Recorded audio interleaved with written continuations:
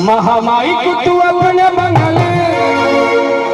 मैया को भूल गए लोग इस जमाने में, सिर्फ लोग सुख समझे हैं पीने और खाने में। कामना सुख की विषयों से किया करते हैं या अमृत की पर विष ही पिया करते हैं।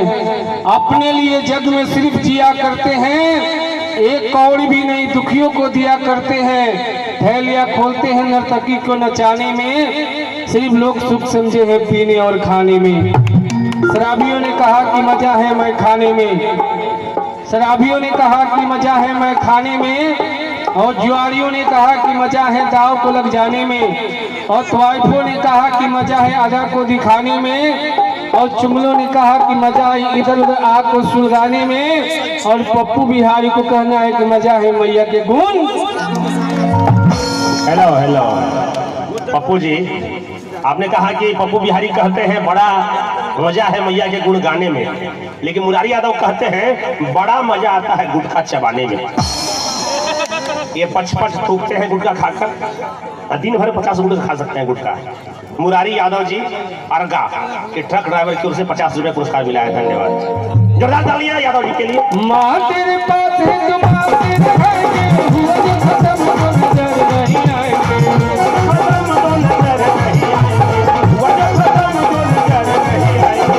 माँ तेरे पास है तो माँ तेरे आएंगे, हुआ जो खत्म तो नजर नहीं आएंगे।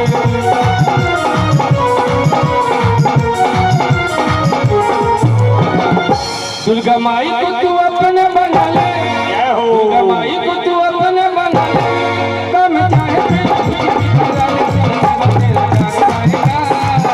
नसीबा तेरा जाग जाएगा, नसीबा तेरा जाग जाएगा, नसीबा तेरा जाग जाएगा, नसीबा तेरा जाग जाएगा, नसीबा तेरा जाग जाएगा, नसीबा तेरा जाग जाएगा, नसीबा तेरा जाग जाएगा।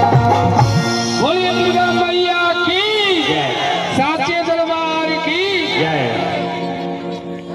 अरे दुर्गा माई के मंदिर में भीड़ लगल बा भारी, गूंज रहल बा धरती अंबर, भक्तन के जयकारी।